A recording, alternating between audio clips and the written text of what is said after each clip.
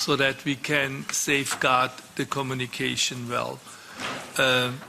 You can take a minute break yourself, of course, if you wish.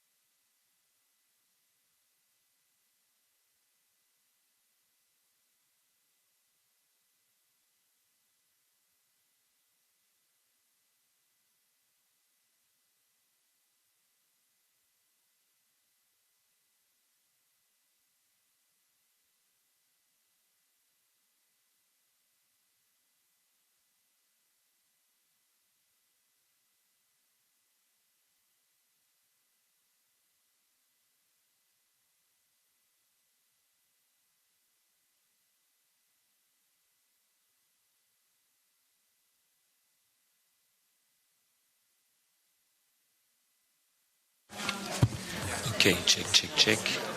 Do you have some noise? Check the bus. It's okay? Perfect.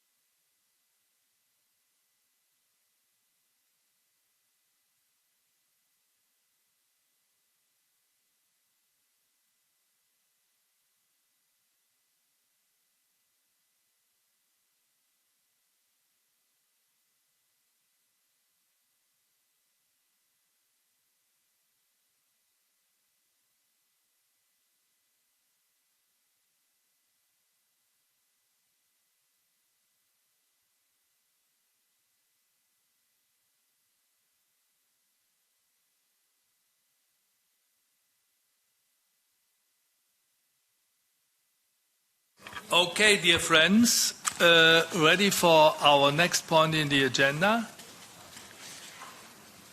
Give you a couple of seconds. Take your seats.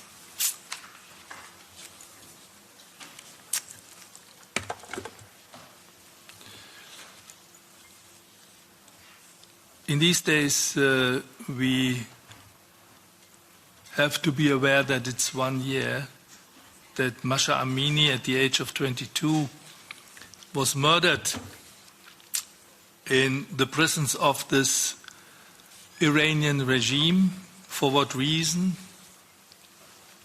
For nothing. because she was purely adjusting her veil, that showed the face, the brutal face of an illiberal regime and caused the Iranian society to engage itself in protests, taking the streets of Iran's towns and villages with the motto, "Women, Life, Freedom." We saw the reaction of a regime that couldn't handle democratic protests, that couldn't handle and was not willing to handle democratic freedoms, and reacted by the abuse of human rights. More than 500 people were killed, over 20,000 arrested, tortured, and maltreated by the security forces. Death sentences increased rapidly, were not only issued but also executed. The European Parliament and our subcommittee have reacted, of course, to that in several occasions. Already in October 22, we condemned the systematic violence. We had resolutions in January, in last March, calling on the European institutions to react rigidly to defend human rights. We were talking at the end of April in Geneva with the members of the independent international fact-finding mission established by the UN Human Rights Council and the UN Special Rapporteur, Mr. Rehman, whom we have the pleasure to hearing very soon here in our committee. We organized a full week with other committees and institutions in the European Parliament together of solidarity with the Iran people, and also organized exchanges of views on international level to support the initiative of the world's democratic family to defend freedom and democracy. Let me conclude with an eye on the recent ongoings in Iran, a regime that suppresses its people, poisons and kills its children, and take it as a symbol, hinders a father to visit the grave of his daughter, put him in prison because he wanted to visit the grave at 1 year's memory of the murdering of his daughter. A system like that is done. It has lost all the legitimacy that you need to keep up your government in a sustainable way. Not only legitimacy, that is finished, and let us also say, we know the day will come. In this spirit, we would like to have our meeting today, supporting the freedom fighters of this country, supporting all those who take high risks to defend their liberty, to stand up and to speak out. We are more than happy to have with us today Javaid Rehman, I mentioned it already, the UN Special Rapporteur on the situation of human rights in Iran, Gilda Sahebi, journalist and author and expert on the situation in the Middle East, and Azadeh Kian, sociologist and expert on Iran and women's rights, Université Paris Cité. All three of them will communicate with us in a hybrid mode, will be online. Our apologies, the UN Special Rapporteur has to leave after our conversation because the ongoings in Geneva require him to go to the next meeting. So please, my apologies to Gilda and to Azadeh. that once we have heard Mr. Rehman, we immediately go and then exchange questions and answers, and afterwards hear our representatives, Sahebi and Kian, and enter into a second round of conversation. Now let me ask Mr. Rehman whether he is connected with us. I would be pleased to see that. Hi again. We met already in Geneva, and we are more than happy to having you here with us, Mr. Rehman. On behalf of your very specific and important function, could you perhaps, for some 8 minutes, give your take on the current situation? Thank you very much, Chair. Thank you for this generous invitation. I hope that I'm audible and I'm visible to all colleagues and participants in this very important meeting. I begin by thanking the European Parliament, the Subcommittee on Human Rights, for once again giving me an opportunity to speak directly to you. I'm very grateful, and I will make good use of the time that has been generously allocated to me by yourself.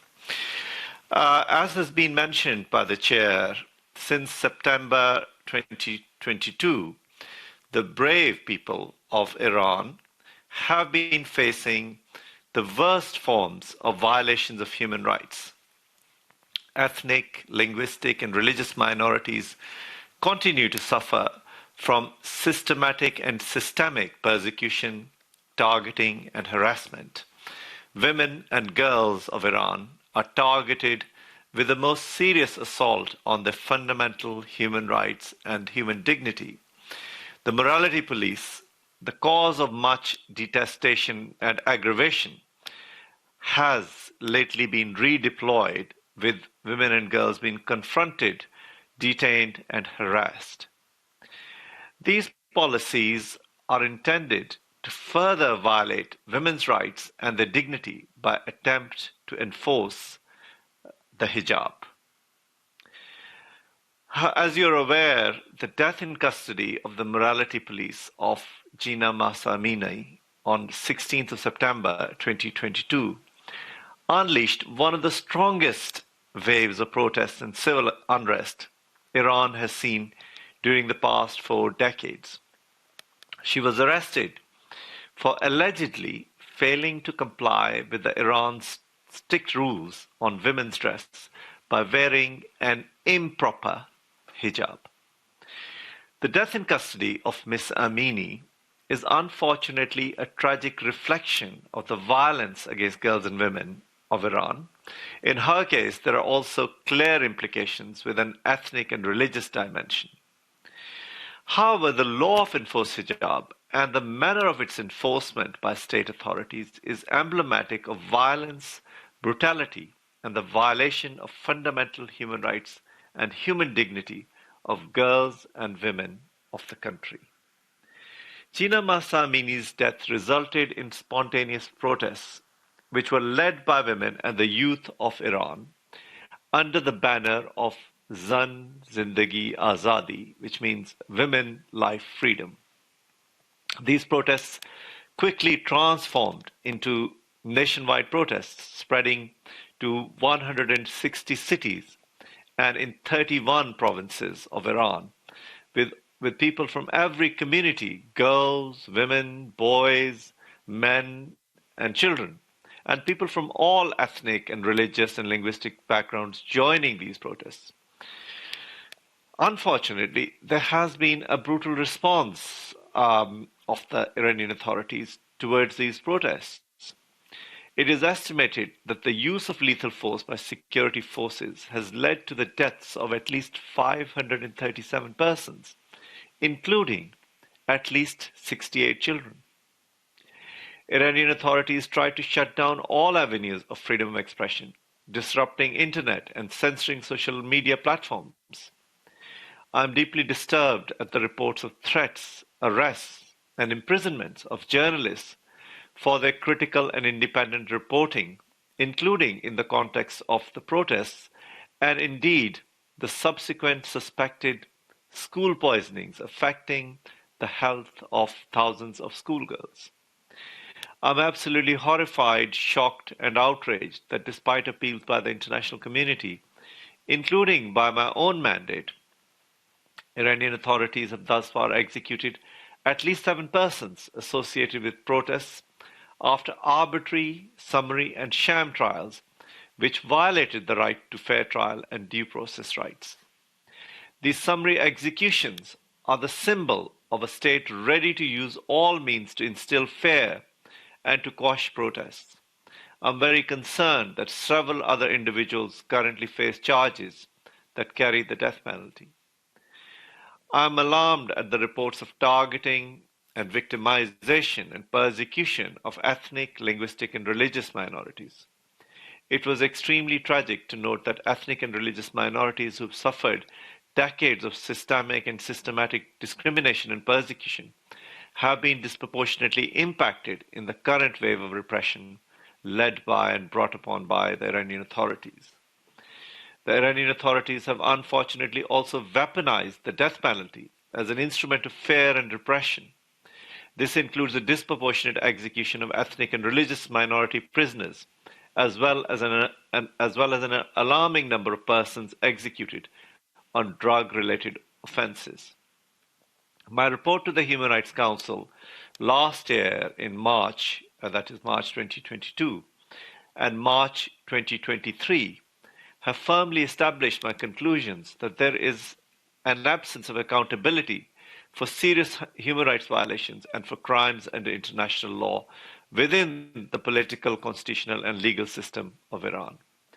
In my view, the scale and gravity of the violations committed by the Iranian authorities, especially since the death of Ms. Amini, points to the possible commission of international crimes, notably the crimes against humanity of murder, imprisonment, and forced disappearances, torture, rape, and sexual violence and persecution. And so, what about any investigations and establishing accountability for serious violations of human rights in Iran? Unfortunately, as I pointed out, none of the investigations or attempts to establish accountability has taken place in the country. There has been a governmental failure to conduct any independent, impartial, and transparent investigations into the murderous acts, which includes the murder of Jina Mahsa Amini, but the over 500 persons, including children. There is no accountability for these murderous acts, these killings, and brutality, and the perpetrators have not been held accountable. Instead, there is continuing repression, harassment, and detention of human rights defenders, lawyers, journalists, and students, which has increased in the past few months. Family members of individuals that were executed in connection with the protests were summoned to court or detained in Iran for asking for justice. Also, in the past few weeks, the authorities have detained dozens of human rights defenders in what appears to be a concerted effort to quash any protests in advance of the anniversary of the September 2022 death of Ms. Amini, which had, as you have just been told, triggered the nationwide demonstrations.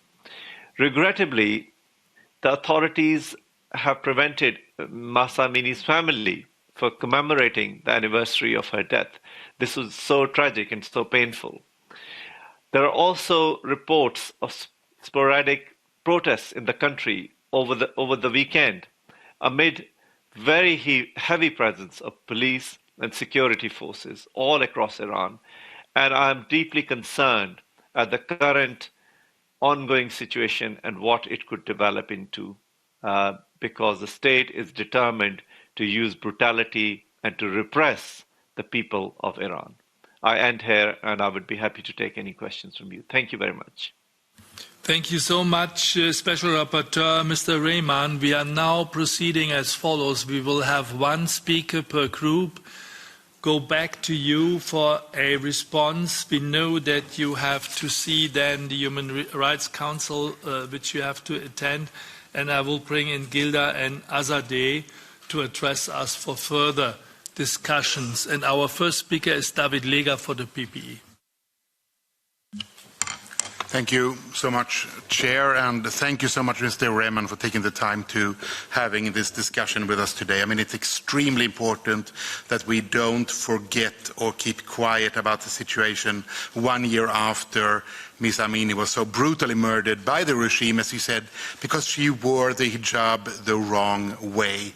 And we all know that the protests are still going on and that the people of Iran have had enough. And I must say that I am appalled by the Iranian regime's ongoing crackdown on demonstrators in Iran who are fighting for their freedom and even for their lives. And we cannot forget, performing this crackdown by the Iranian regime is none other than the Iranian Revolutionary Guard Corps, or the IRGC. And this is the same group that I and others have called for a terrorist designation of during several occasions, and so has this Parliament repeatedly done. I think that it's, frankly speaking, almost hypocritical for the EU to say that we stand with the women of Iran, but then not designating the IRGC as terrorists. But my two questions to you are, do you see any problems having an Iranian regime representative chair of the UN Human Rights Council Social Forum in November this year, while the decision has been criticized by several countries, and also while the UNHRC is by themselves investigating the regime's violations? And also the final one, while searching around and preparing this, I couldn't find any UN statements or press releases regarding the IRGC's crackdown on the protests in the aftermath of the killing. Has the UN made any, and if not, why? Thank you so much. Thanks, David. For the S&D, Dietmar Köster. Thank you very much for your presentation.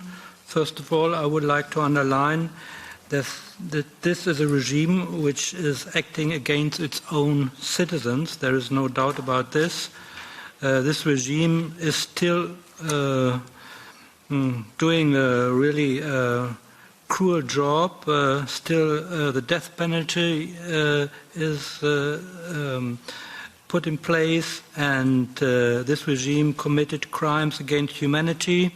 And still, we have a lot of cases of public executions, and this is not acceptable for all civil and democratic societies. And they are committing, as you have mentioned already, human crimes. And so, for me, the question, what can we do to make those people accountable, what they are doing to oppress their own citizens? And for me, as my colleague David Legal has mentioned, we in the European Parliament are demanding that the Revolutionary Guard must be put on the terror list.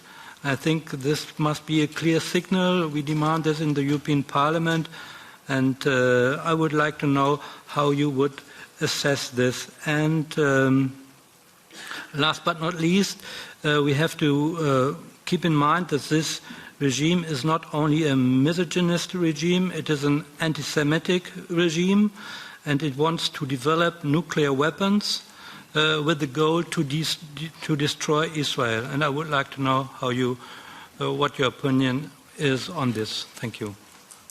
Thanks, Dietmar. Munir Satouri pour les Verts. Merci, Monsieur le Président.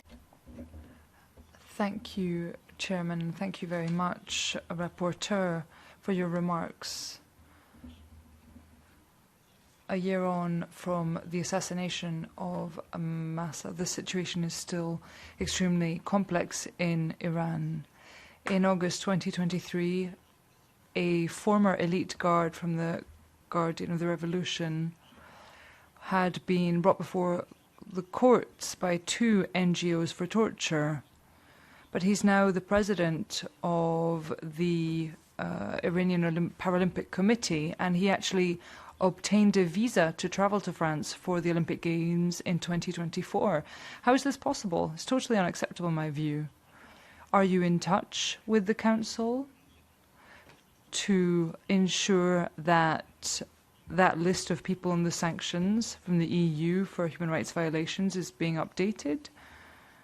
And I have a question on what we can do the Greens here in this House had called on member states to step up when it came to opening the borders to people who were being persecuted.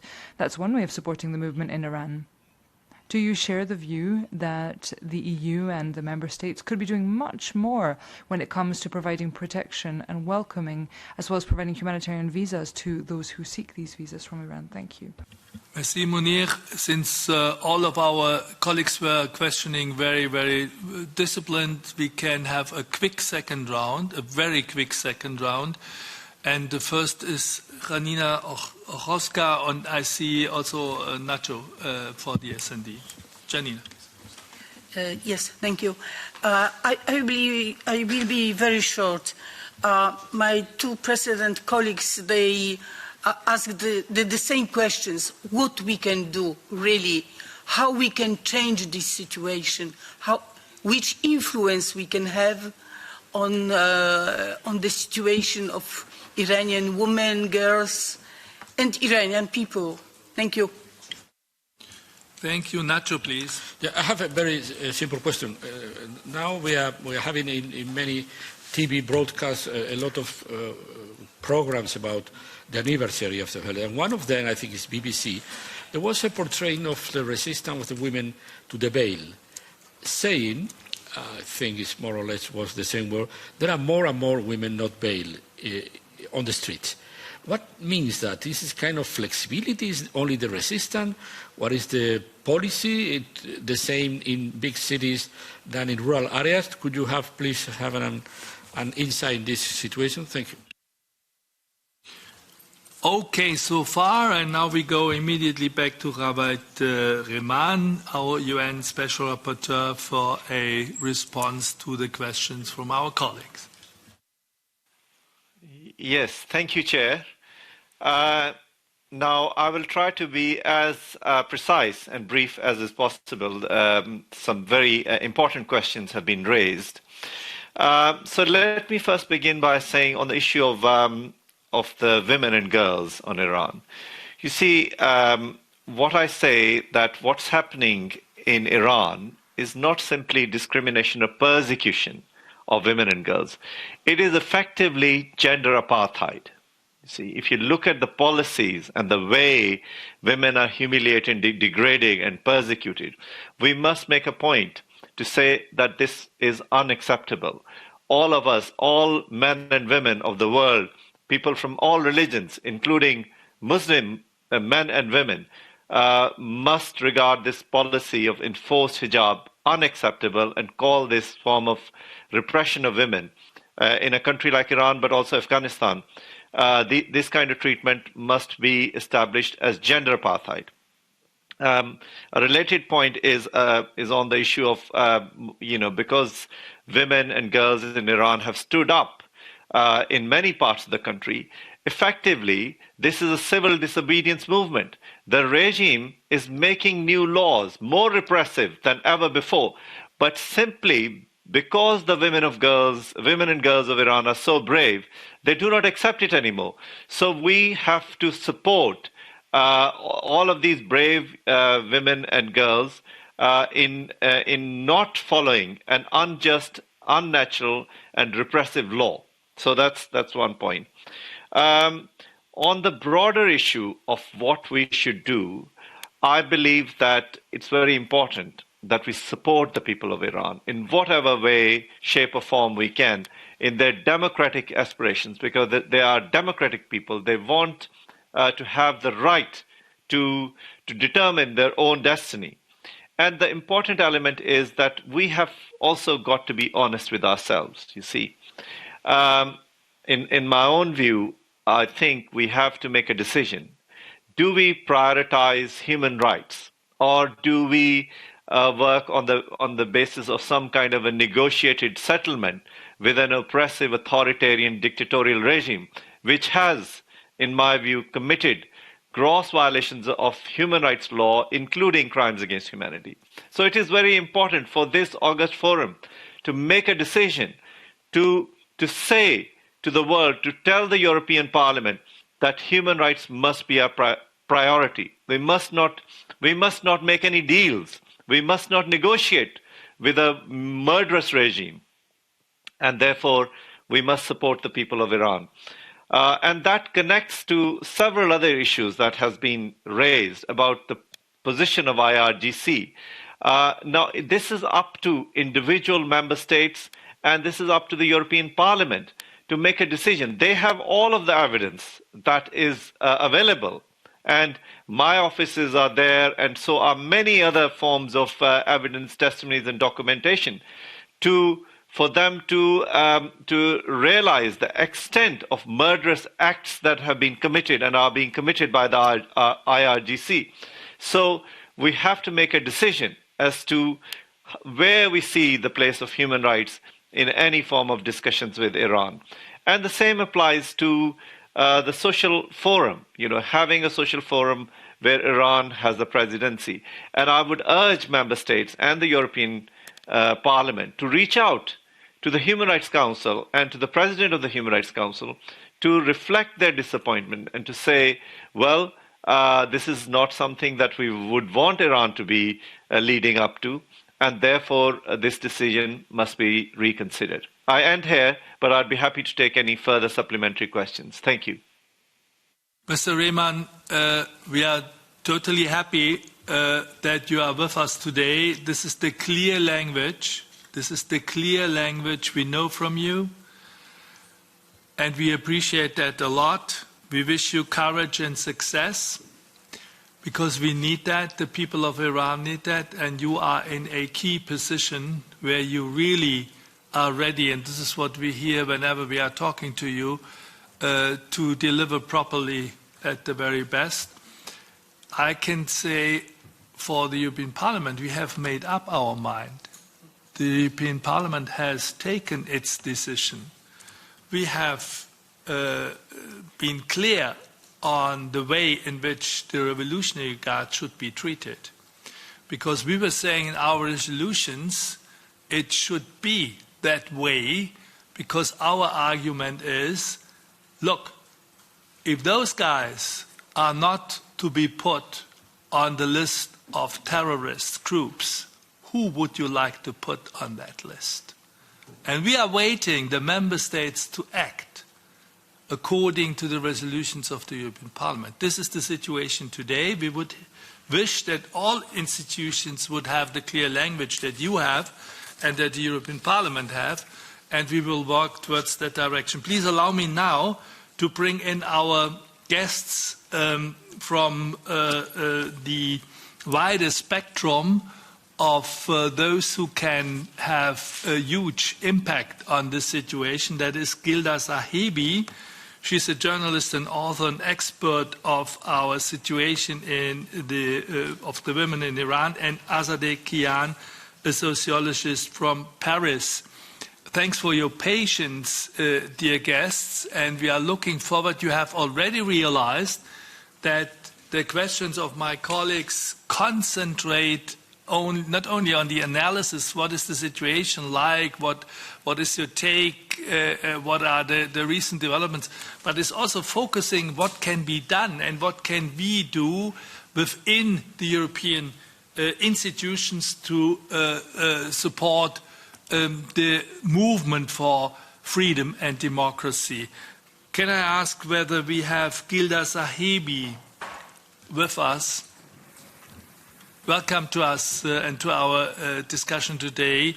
And please take the floor for 8 minutes. And then right after you, I will invite Azade Kian and open for new rounds of conversation with my colleagues. Thank you so much. Thank you to the Subcommittee Human Rights. And it was very interesting also to listen to Mr. Rehman about his thoughts and how he sees the situation at the moment. I would like to tell you a bit about the current situation, because I've been in touch with a lot of people in Iran in the past week, ahead of the protest, but also after. And then I would like to say some things about the politics, European politics. So what I can say from people in Iran right now, before the protests, there were some positive things and some negative things.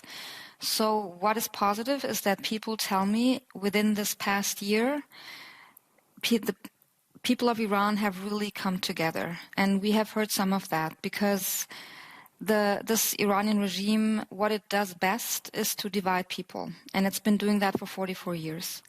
And in this past year, because Jina Mahsa Amini was Kurdish, and the ethnic minorities are and have been suppressed way more than even the rest of society and of the people. And there has never really been this feeling of we belong together, but this past year really has brought people together. They tell me that they walk on the streets and they smile at each other, people they don't know, because there is a feeling of the only chance that we have is if we walk together, if we fight together, and that is something that has changed. Something else that has changed in this past year is the position basically of women in this country, because women have been at the forefront of this protest. It's not only been women, it's been men. The LGBTIQ community has also gained a lot of visibility in this past year. And still women have held the flag, as one protester told me. He told me that he grew up in this basically patriarchy where he learned that men have to protect women and, just be men basically. And he said, and then he was on the streets during these protests, and he saw these young women and girls incredibly strong and just set on what they want, their freedom and equality. And he said, I realized the only thing that I can do is to support them, and they're the one who are leading us. And so one woman told me that she feels like women are more respected. And a lot of people in Iran have realized that the only way that this regime is going to fall is by women life freedom, because the hatred towards women, towards minorities, is the basis and the foundation of this government and of this regime. So the way to be free from this regime will be through the liberation of exactly these groups. And I think a lot of people have come to understand this. And this is the strength behind this movement. What has not been negative, and that's what I heard from all of them, everyone I talked to in the past couple of weeks, is the anger towards especially the West. One person, he had been in a torture cell in the fall, in one of these clandestine torture sites that are all around the country. And he told me, and he raised his voice, he was very emotional, he said, you people, you stood in the parliaments, you cut your hair, you talked and you talked. What have you actually done? And I did not have an answer, because and I'm aware that the European Parliament, of course, has been way stronger in their demands, and I also think in their analysis towards what's happening in Iran. And yet, of course, it is the member states and the governments of the European countries that are going to determine how they act towards Iran. And one thing that is missing in this, in their policies, is unity. We see this very, very clearly when it comes to political prisoners, European political prisoners. So in the country where I'm based, in Germany, the government doesn't even call them political prisoners, and they don't publicly demand the release of them. There are at least 2 Germans in Iran in prison, German Iranians actually. And there have been prisoner swaps. The one terrorist who was sentenced to 20 years in prison in Belgium, he was freed for a Belgian citizen. And part of this deal were also Irish, French, and Danish citizens. And the Iranian regime really knows how to use this lack of unity inside of the European Union, because, as I said, the thing that this regime does best is divide. And the only chance also the European Union has is if they're united. And I think, as with all or many issues in the European Union, there are member states that do not care a lot about human rights, about justice, about a fair justice system, trials, accountability, everything that we heard that is missing in Iran. And what I think is that this is nothing that is going to change quickly, but I think the way the European Union has behaved and acted in this year of protest in Iran could be the chance to start to change this way of policies, of having policies, because, and we just heard it, and I just want to, I'm a political analyst, and I want to just make clear that I don't think what we just heard from Mr. Rehman, that we need to put human rights in the center of everything, is naive or not strategic. I think that's the only way that strategy works, because we've seen that in Russia, with Russia.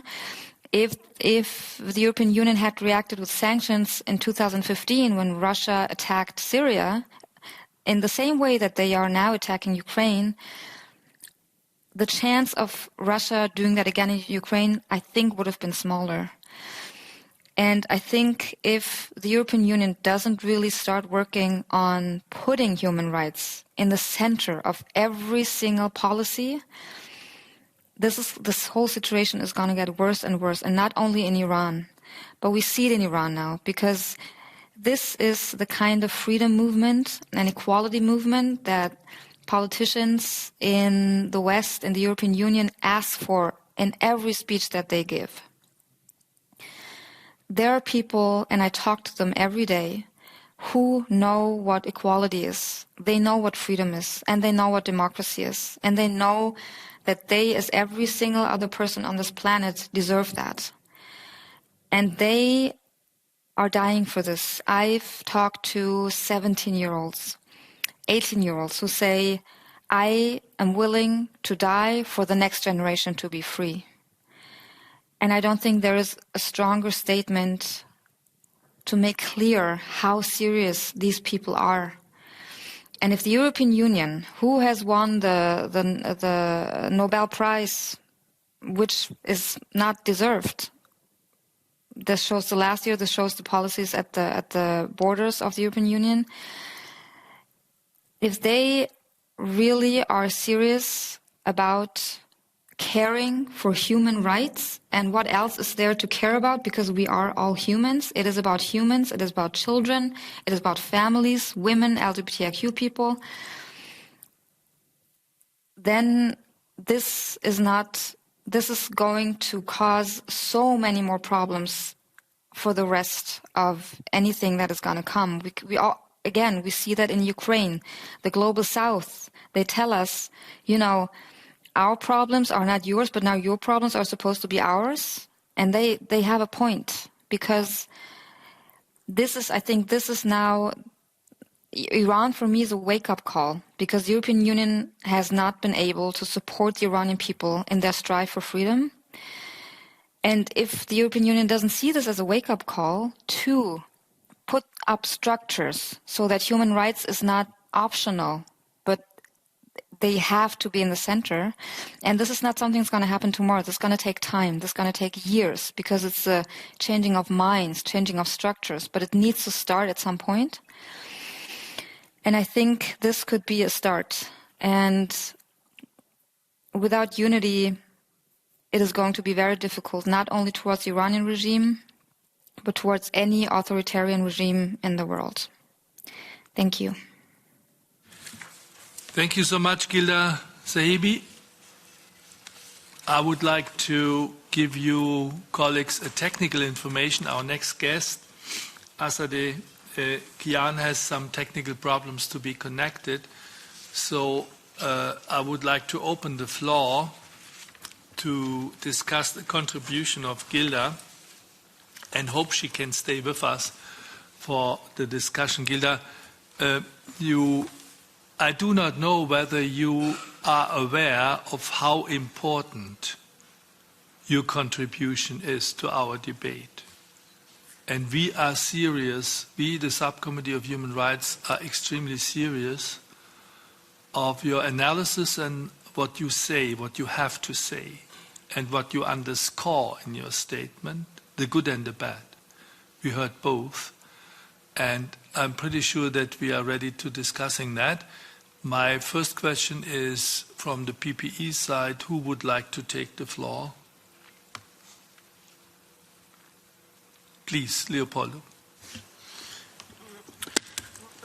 Thank you, Gilda, for your time and insight on this tragedy. My question is, in some of your words, you seem to have discovered some resentment towards the West for not being active enough, I would say, in this suffering of the people of Iran.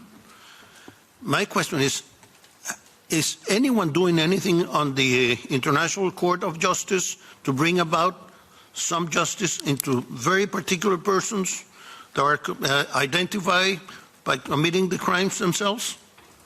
Thank you. And the next speaker comes from the Socialists and Democrats, Dietmar Köster. Thank you very much for your presentation, Gilda, and our solidarity is with the movement in Iran, with the revolutionary movement, and I think we must do more here in the European Parliament and especially the European Union, the European Council, to overthrow this mullah regime. And you have mentioned that it is very important that the opposition must be united. I would like to know how would you assess the social economic situation in your country and which role trade unions are playing? I think one of the most important things is if you want to get rid of this regime, the question is on the table, how is it possible to organize a general strike or something like this? And I would like to know from you how you would assess this. And the second question is, probably some protesters are desperate and probably they are leaving the country. Is this a development at the moment? Our next speaker is Munir. Oui, juste en quelques mots. Yes, a few words only. So thank you, first of all, for your statements. We do read a lot about these matters, but hearing from you personally is much more meaningful. I have a question. What can we do in concrete terms to help you? Do you have any specific, precise demands from MEPs? How can we support you? That's my question. Thank you. It was Munir for the European Greens, and now we have Isabel from the PPE. Je voudrais vraiment remercier. Thank you. It was very moving to listen to you. I would also like to thank the Special Rapporteur for their work. Now, a year ago, in the very beginning of this occurrence, a colleague had said that she was hesitant as to what extent we should support action in this realm because of what had happened the time before. The results of former help had been murder, prison sentences, and the like, and we did not achieve the results that we had aimed for. And now we can see that the movement, as you have yourself described, is still very alive, and I think that is admirable. It is quite surprising, in fact, to see to what extent people can sacrifice so much to reach its aims.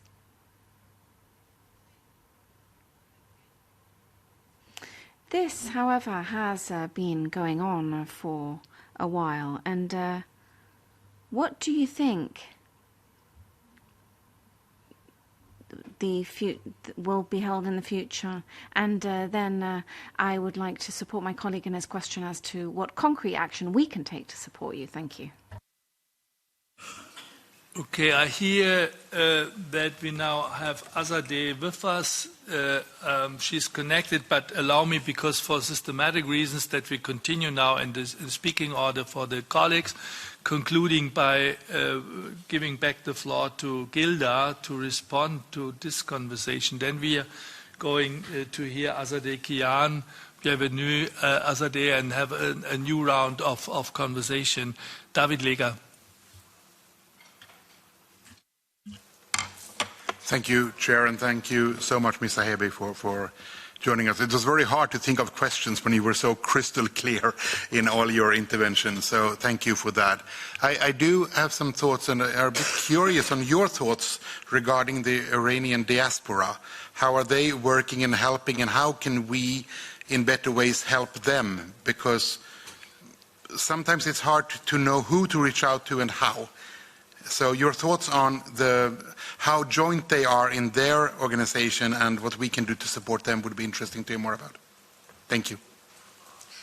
And finally, I cannot resist the challenge to ask a question myself, Gilda.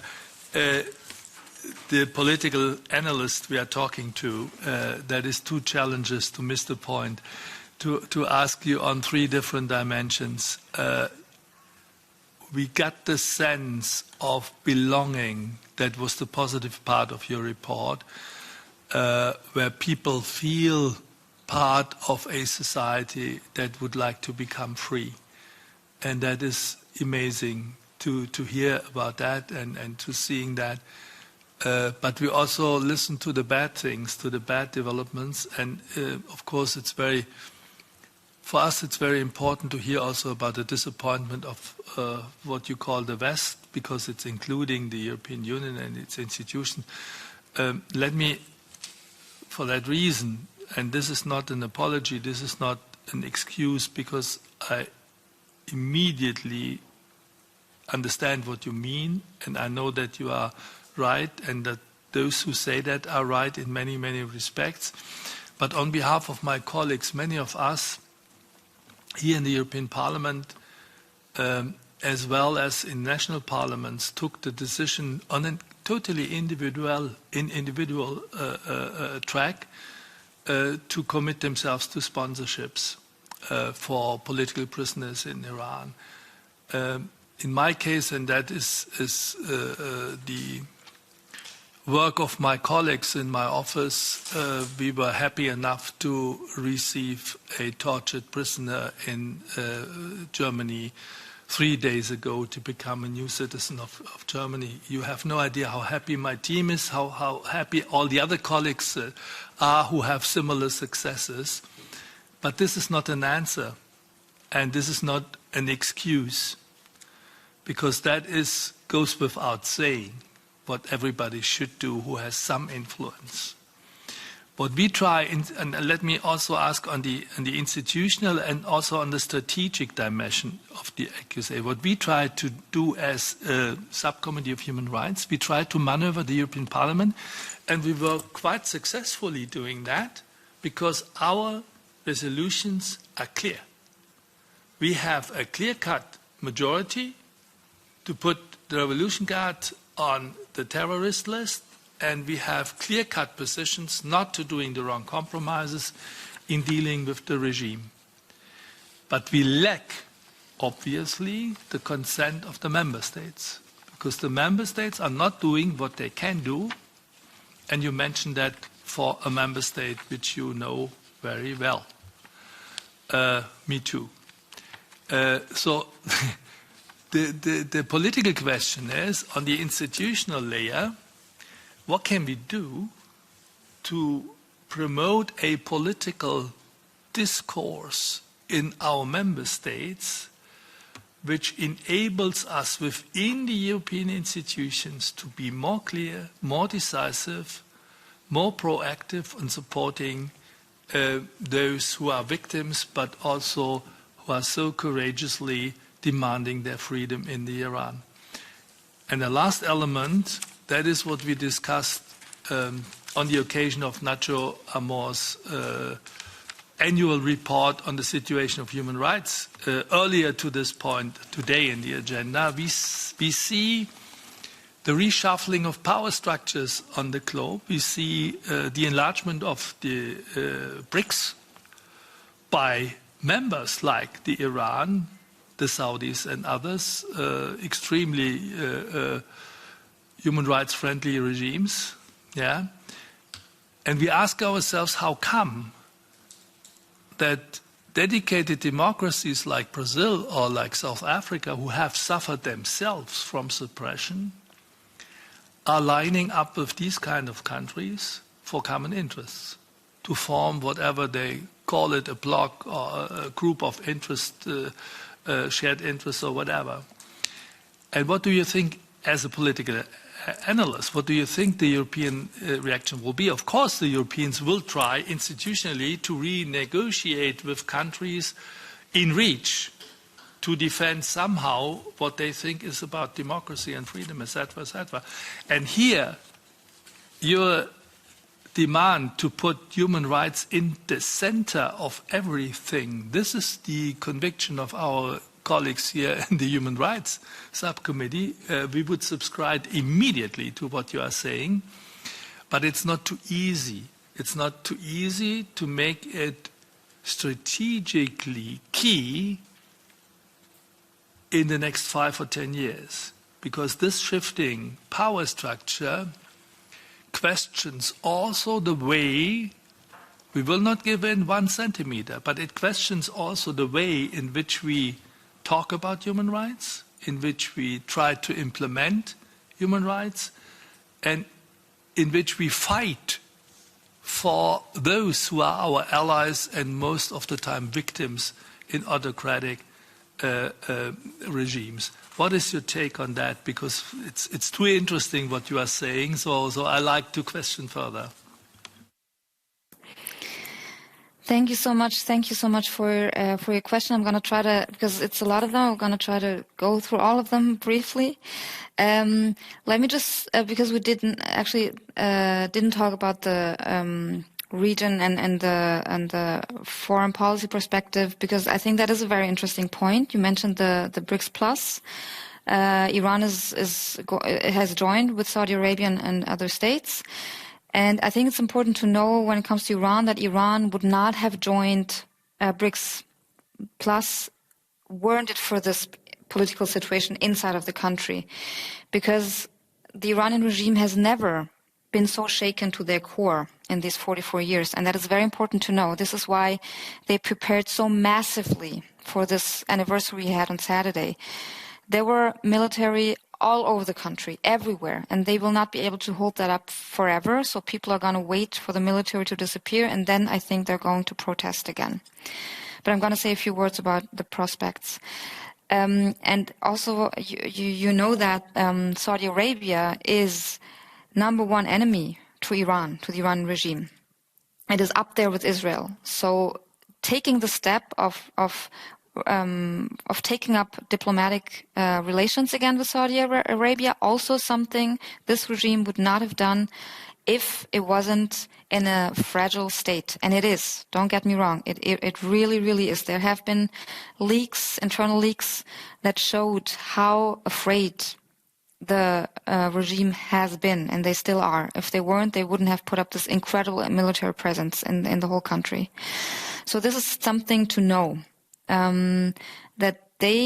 So what the Iranian regime is scared of is that it's going to implode, because, as you know, the people don't have weapons, so it's not going to happen that there's going to be like a civil war and then the people win or the regime wins or whatever. That's not how it works. The only way for this regime, in my opinion, to fall is if its followers leave this government and this regime. They withdraw their support. I see it as like an onion, and you have the different layers of followers, and it's gonna have to dissolve. That's how it's gonna lose. That's how it's going to fall. And that also goes to the question, what can we do? What can you do? I think because of this dynamics of having to see the regime basically implode is putting attention on what is going on in Iran. And the European Parliament has been doing that a lot this past year. Because the only thing that's going to keep people from keep supporting this regime is their fear of being prosecuted or of even being killed at some point by its own people. Because people, and they say it's about 10 to 15% of the population, they support the regime because the regime gives them three things: money, power, and security. And when these three things are not given to them anymore, then they're not going to support them anymore. And this is what the regime is scared of. And what has changed in this past year is that we have finally looked into what has been happening in Iran for 44 years. Nothing of what has been happening in this past year is new. Amnesty International has given out yearly annual reports about exactly these same things that Mr. Rehman has been describing. But for the first time in the history of the Islamic Republic, we have seen the pictures of children that have been killed and raped, and women that have been imprisoned and beaten up. That was the first time, and that was the dangerous thing. So you mentioned the sponsorships, very, very important. We know that attention works. So the huge Iranian cyber army, they have a huge army, a cyber army. They spread out every day. And amongst other things, what they do is that they look which prisoner's name is floating out there. Is that prisoner getting attention? Do people protect him? If this prisoner is named, if we have pictures of this prisoner, then it is more likely for him to be treated better and to survive. So sponsorships are very, very important. Attention is very important to name the crimes, because the lack of accountability that we've talked about before is crucial for these people in the regime. And also, this regime is not North Korea. So, because there has been a very long tradition of people, and also inside the regime, traveling to the West, to North America, to Europe, because they have family ties. They have friends who live, Iranians, that live all around the world. And so the regime itself will never cut ties, like, for instance, North Korea. So this is where the European Union has an angle. They want to keep up ties. They do go to Russia, they do go to China, because they have to, because they will not survive without these two countries. But it is important to not underestimate the effect that the European Union can have. And at the same time, I want to say that, and I mentioned that, and that it is not, and I think you know that, of course, but it is not the task of the West to teach other countries democracy and, and export democracy. We saw that in Iraq, that it goes horribly wrong, and in Afghanistan, because these people know themselves. They don't need to learn anything. They know sometimes even better than us when I look at at right-wing parties in all across Europe and also in the European Parliament. So I think what's important is when we look at dictatorships all around the world, authoritarian regimes, and the global South in general. You mentioned Brazil or South Africa. That we need to deal with them not in a way that, we give you something and then you give us something back, but in a way that we are aware that we live in a world that is intertwined, that is interdependent. And I think Europe has not understood that yet. I see that in the media, I see that in politics, and I think if we get to a point where this is more understanding of that we are connected, and not only because we were scared of refugees, but because we know that we will only be free if everyone is free, then I think this whole dynamic between the global North and the global South will change. And I think that's about the discourse, Iranian diaspora. So it's I think some of you probably have experienced that yourselves, maybe, that they are not exactly very united. And still, what I've seen, at least in Germany, and I think in many states in Europe, is that incredible, many activists have been doing incredible work. They have founded women life freedom collectives all around the continent, and I think just to give them a platform, to let them speak, to let them be the voice of the people in Iran, I think that is very, very important because, as I said, attention. And the Islamic Republic is a very special case when it comes to that. It doesn't work with Russia, for instance, but with the Iranian regime, yes. They want to commit their crimes in darkness. And once we shed light, they are seen, and that changes things. And then you asked about unions. That is also very, very, very important because, of course, unions are forbidden in the Islamic Republic. But they exist, and they are very agile. They organize strikes. They've been doing that for years. And the question of general strikes is very, very important. We had, for the first time in the history of the Islamic Republic, we had a general strike all across the country in the beginning of December. That never happened before. And of course, the problem are sanctions, because these people need money to be able to strike, but we cannot give money to Iran. So we have the issue of a lot of sanctions that in the end punish the people, and way too few sanctions that punish the people who are committing crimes. So there's just a disbalance that needs to be fixed. And again, of course, these are the member states that have to do that. People leaving the country, very few indeed. So I've talked to people who've been in prison in the last year, and they told me, once I got out of prison, I want to leave the country less, because that's the coming together that I mentioned. They want to support one another. They don't want to leave. And at the same time, it is very, very important that we do help people who want to leave, who have to leave, because they are threatened. Their lives are threatened. Their families' lives are threatened.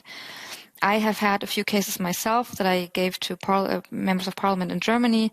If you have any chance to help, please do, because they are in danger. They do need to get out. It's a minority. I don't think there will ever be a flood of refugees from Iran. It's just not something that they want to do, because from what I've observed, they want to stay and they want to be free in their own country. And to end with, how is it going to go on? As I mentioned, I think the people are going to wait until the regime does not expect more protests, because they were expecting it for their anniversary, and that's why people tried to protest, but it was just impossible. A friend of mine in Isfahan told me it's like a war zone. There's no way of walking even around. I'm convinced that this regime is going to fall. I have no idea how long it's going to take. I think it is absolutely impossible for a government to only govern with violence forever. I think it's impossible for a government to govern against 85 to 90 people of their population. And yet, they have all the weapons. They have all the power. And so they will kill until their last breath. And I think it is going to take longer than we would hope for, and certainly the Iranian people would hope for. Thank you so much, Gilda, for this rich conversation. I will now invite Azadeh Kian to join us for the last round. But Gilda, if you would like to stay in this conversation, we appreciate. In any case, we would like to stay in touch. I could say that for all the colleagues here in the Human Rights Subcommittee of the European Parliament, there will be occasions to continue our conversation. Welcome, Azadeh Kian, sociologist and expert on Iran and women's rights, Université Paris Cité. You have the floor for some 8 minutes.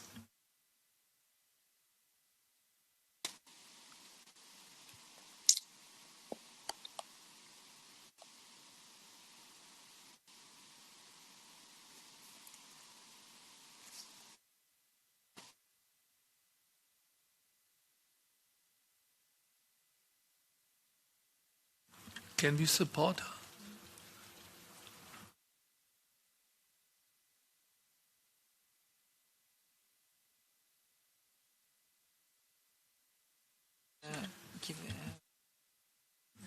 Let me give the floor again to Azadeh Kian from the University of Paris Cité.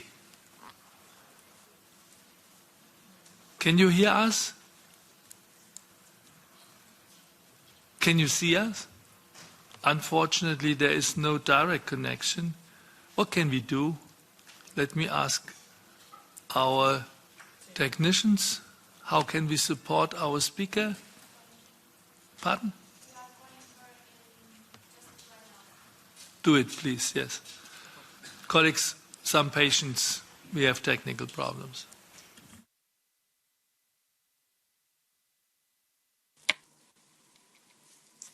I can hear now. Are you with us now? Yes? Could you say something? Yes. Yes, hi. Good afternoon. Perfect. We are waiting for your contribution. Thanks for being with us today.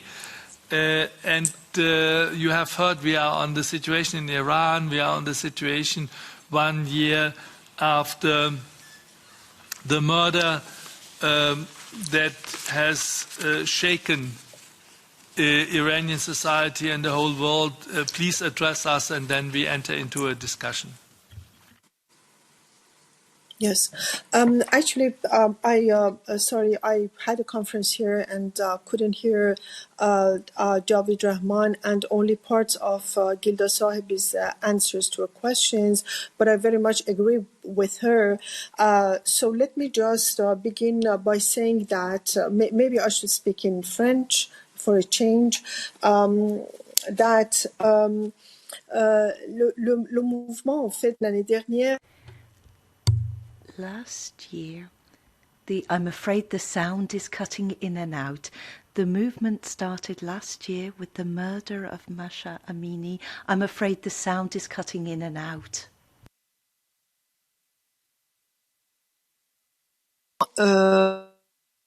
Par le chef des forces de police. Dans les deux cas, on était face à deux jeunes femmes qui également appartenaient aux minorités ethniques et religieuses du pays, parce que les deux étaient sunnites et le sont. Donc, ce que je veux dire par là, c'est que c'est la première fois ce qui s'est passé en Iran. Vous savez, l'Iran a eu énormément mouvements sociaux par le passé, mais pour la première fois depuis les plusieurs décennies en tout cas, c'est la première fois que ce mouvement a réuni en son sein à la fois les hommes, mais également les femmes. Le mouvement est initié par les femmes, mais également les minorités ethniques et religieuses ensemble. Eh bien, il et elle ont demandé le. Wait 1 second, because we lost the translation for those colleagues who are not able to follow in French. Is it perhaps an idea? No, then we do not have any translation if you shut down the pictures. Can we do anything on the visual connection? Because as I said at the beginning of our meeting, our interpreters are not able to translate anything where they do not have the pics properly suitable to read also the lips. Can we do and work something on that? Otherwise we decide to follow in French. So that we get you?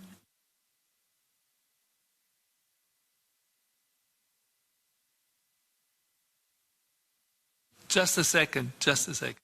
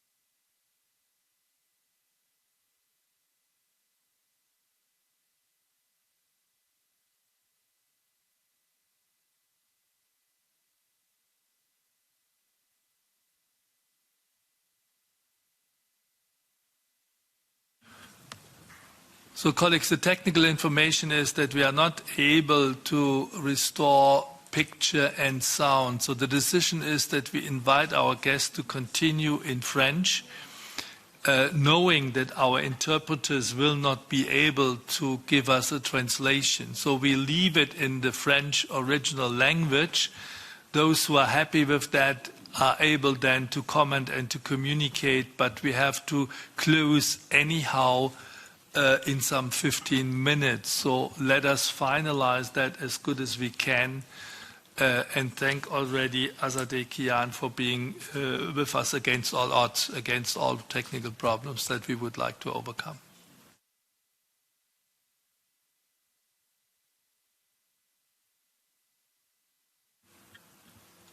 Vous prenez la parole en français, OK?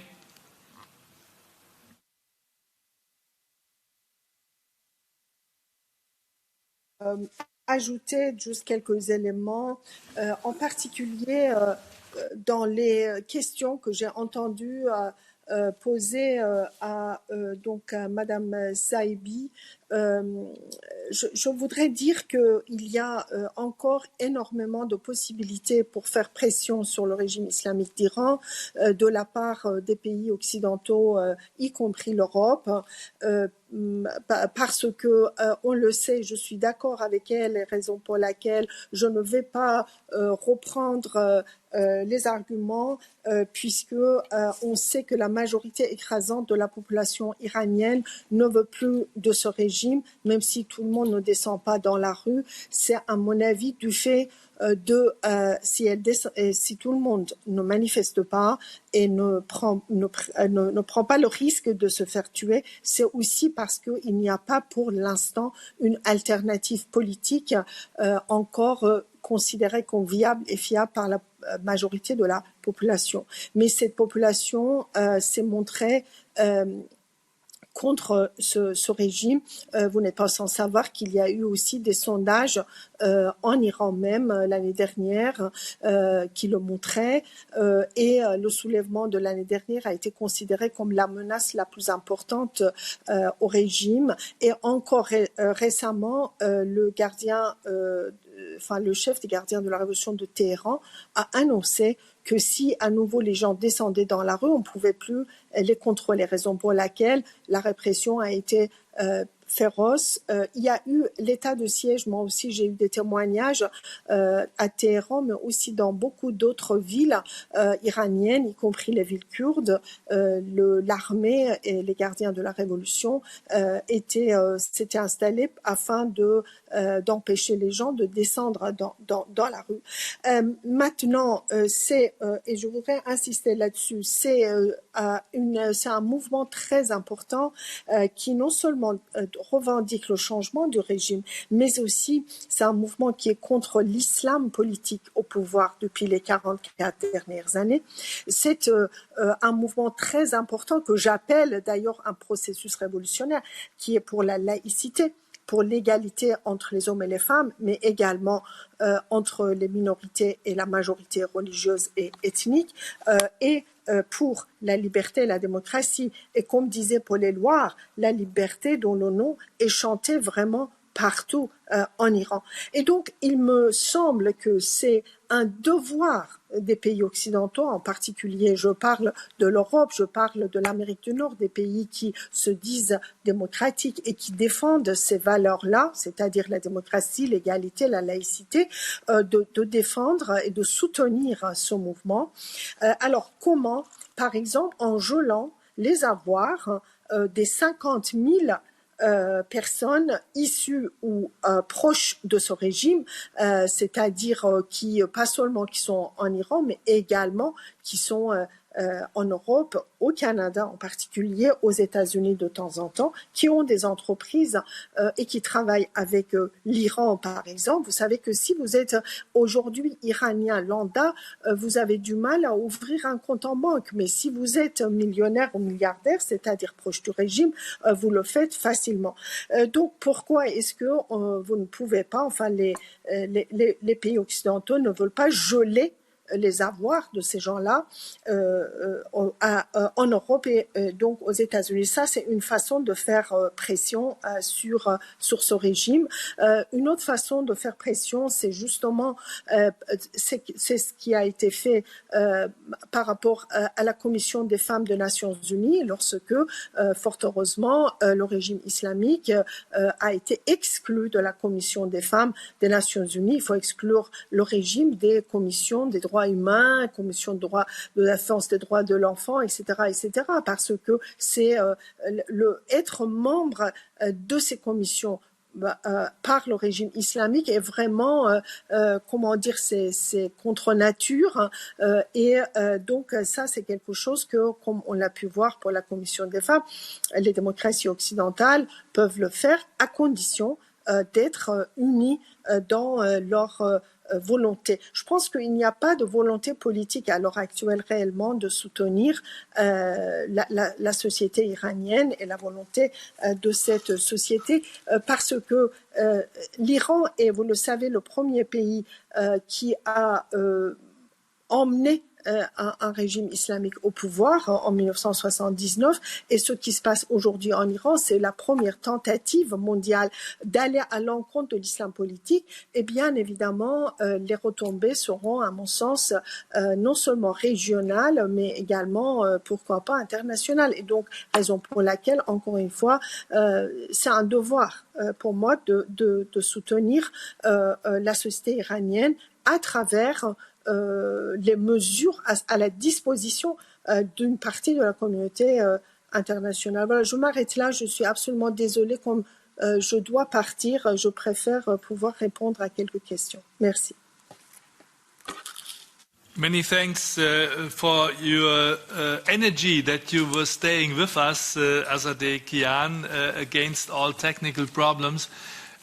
We heard you and we heard that you have confirmed the observations of Gilda Sahibi, but you also raised the question, how can we more and more put pressure on the regime by using our economic relations, by using our political and diplomatic influence, and by also not only working on the European institutions, but also on the framework of the United Nations, to come to consequences for the regime, to, by doing so, also to enlarge the space of freedom and the conditions for the fight in Iran. We also know that you have to rush forward because you have to catch a train. So I would like to ask my colleagues to be very, very brief. Bernard, I see, is the first colleague who would like to raise a comment or a question.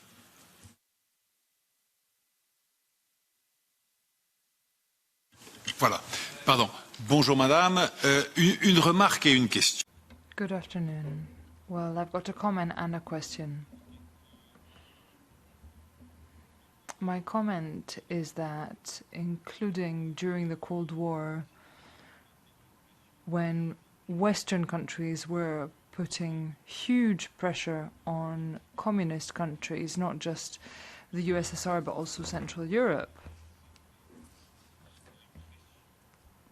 well, it never came down to external pressure to get rid of these regimes and bring them down. It was the social movements within these countries and the brutal degradation of the economic situation with regard to the USSR that brought it to its end. Now on to my question. When we see photos of the streets of Tehran today, it appears quite frequent to see young women, or indeed women of any age, to be walking along the street without a headscarf on. Now, as far as you're aware, are there many women who do this? And what happens to them if they make this choice? Are they arrested? Are they harassed? Or both? Could you tell us a little bit more about that? With an eye on your timetable, we leave it like that and hope you have still a couple of minutes to respond to our Vice President, Bernard Guetta. The floor is yours. Yes, thank you very much. Merci beaucoup Bernard Guetta de ces questions. Premièrement, l'Iran n'est pas l'ex-Union soviétique ni les pays de l'Est. L'Iran est un pays rentier qui a besoin de vendre son pétrole, son gaz, qui est un pays qui n'est pas comme d'ailleurs ça a été dit, ça n'est pas la Corée du Nord non plus. C'est un pays qui a besoin aussi de vendre des choses, d'importer des choses et voir aussi des investissements importants. Et on voit que les relations avec la Russie ne satisfont absolument pas ce besoin de l'Iran, ni même avec la Chine, puisque même s'il est vrai que la Chine achète le pétrole iranien, mais il l'achète à un bas prix, d'une part, et d'autre part, les Chinois ont refusé d'investir massivement dans le pays, alors même qu'il y a plusieurs années de ça, sous la présidence de Rouhani, il y a un contrat de 25 ans qui a été signé entre l'Iran et la Chine, et les Chinois étaient censés investir en Iran. Ils ne le font pas parce que les sanctions américaines existent toujours et continuent toujours, et les Chinois ne peuvent pas prendre ce risque. Donc, ce que je veux dire par là, c'est que le régime islamique d'Iran a besoin quand même d'avoir des relations avec l'Occident, l'Europe et les États-Unis et le Canada, etc., compris. Et donc, non, il ne s'agit pas pour moi de dire qu'il revient aux pays occidentaux de faire tomber le régime, mais le soutien à ces luttes en Iran, soutien politique, soutien diplomatique, sont absolument importants. Et donc, d'ailleurs, on voit que les Iraniens de l'Iran sont assez, comme d'ailleurs ça a été dit, déçus de ce comportement, que sous prétexte qu'on ne veut pas être accusé d'eux, donc on ne fait pas grand-chose, d'une part. D'autre part, en ce qui concerne la question du voile, oui, à Téhéran en particulier, mais aussi dans plusieurs grandes villes, il y a de plus en plus de femmes, et pas que des jeunes femmes, qui refusent de porter le voile et qui, pour l'instant, en tout cas, ne le portent pas, et leur nombre est en augmentation si je le compare avec, par exemple, le nombre des femmes qui ne portaient pas le voile l'année dernière. Néanmoins, la loi actuellement en vigueur en Iran permet aux forces de police de les arrêter, de les emprisonner et de les condamner aussi à de fortes amendes. Leurs voitures, par exemple, sont confisquées pour celles qui conduisent sans voile. Si elles travaillent, elles risquent de perdre leur emploi. Si elles sont commerçantes ou auto-entrepreneurs, elles risquent effectivement de voir leur commerce fermé, etc. Donc il y a tout un tas de pressions de cette sorte. Mais ce qui est très dangereux, c'est une loi en voie de préparation qui peut même condamner à mort des femmes récidivistes qui aussi propageraient le dévoilement. Donc on constate effectivement l'importance cruciale du voile pour ce régime, pour à la fois contenter sa base ultra conservatrice, mais également parce que reste-t-il de l'islamique avec ce régime, si ce n'est que ces préceptes vestimentaires imposés à la population et en particulier aux femmes. Donc on en est là, mais on constate qu'avec beaucoup de courage, vous le savez, les Iraniennes refusent de se soumettre à ce diktat, quitte à se faire emprisonner. On a vu plusieurs d'ailleurs femmes et jeunes femmes emprisonnées pour n'avoir pas porté le voile, et dès qu'elles sortent de la prison, mais tout de suite elles se prennent en photo et elles le mettent sur les réseaux sociaux sans voile. Donc je pense qu'effectivement les luttes des Iraniennes contre ce symbole idéologique et politique du régime, c'est une lutte aussi contre, bien sûr, comme je l'ai dit précédemment, contre l'islam politique au pouvoir. Un grand merci, Professor Kian, for being with us today, and all the best for your work. We would like to stay in touch with you. Unfortunately, we think the issue is not leaving us tomorrow morning, so that we have to continue in our dialogue. All the best, and thanks for being with us again. Let me bring in the External Action Service that I got to know is Mr. Romano, if that is correct. Correct. Wonderful. No mistakes so far. please take the floor for a couple of minutes. We are under time pressure, but you have realized how often the institutional dimension of our politics was concerned in this conversation. So we are keen hearing from you what the take of the External Action Service is. Thank you, Mr. Chair. Good afternoon, everyone. Let me start by thanking the Parliament for this stock-taking moment. The killing of Mahsa Amini indeed was a major turning point. It was a turning point for civil society in Iran, and it was a turning point for the EU in terms of policy approach towards Iran. These days, last year, we saw brave Iranian women and men demanding respect for their fundamental aspirations. And we also saw what the Iranian response was, a violent and unjustifiable repression. Today, the situation on the ground remains difficult. We don't see much protest activities, and this is due to a combination of factors. Lack of proper coordination, lack of political support from within the system, contrary to what happened in 2009 with the Green Movement, an absence of a visible leadership. And I think this was summarized very well by Professor Kian when she said, "Il n'y a pas une alternative politique." But then we should also mention other factors. We should mention mass arrest, arbitrary detentions, harsh sentences, including the use of capital punishment. The EU and its member states have responded with a series of strong and concrete reactions to the violent crackdown in Iran and the shrinking space for civil society. We have new Council conclusions toughening the EU position vis-à-vis Iran on all fronts, and especially on the human rights front. We've issued strong statements, and we have adopted 10 rounds of sanctions. The last one was adopted precisely on the first anniversary of the killing of Mahsa Amini. In parallel, the HRVP issued a strong statement on behalf of the 27 to reconfirm the EU's strong support for the aspirations of the Iranian people. In this context, I also would like to mention the strong support of the EU for UN mechanism for accountability for human rights violations in Iran.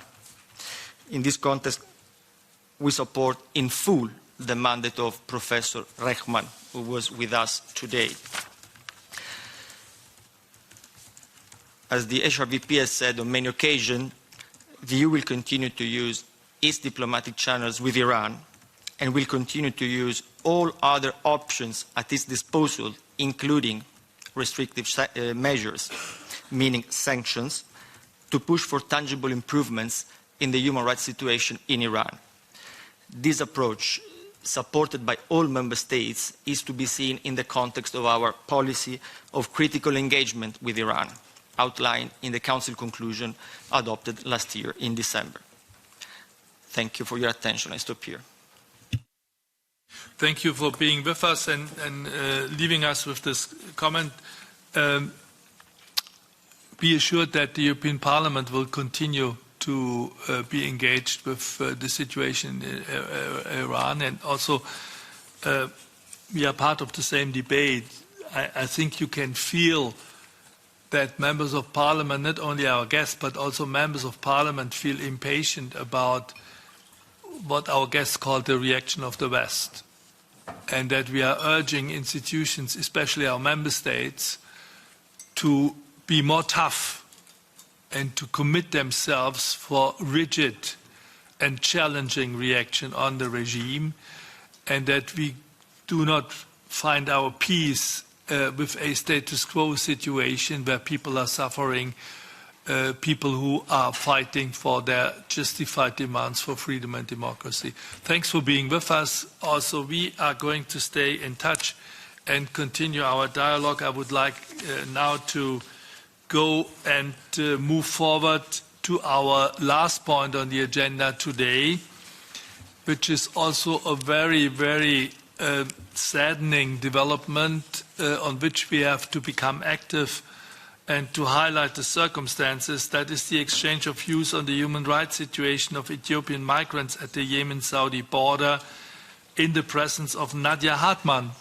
I hope that Nadia is connected with us. Nadia Hartmann, researcher in the Refugee and Migrants Rights Division of Human Rights Watch, of course, who is in charge of this file and also was coordinating a report released in August of Human Rights Watch, a report which shed light on the inhuman situation migrants faced and the mass killing of Ethiopian migrants at the Yemen-Saudi borders between March 22 and June 23. From your expertise, we got to know that killings have been organized now for quite a while. It started in 2014, but now we have a new cumulation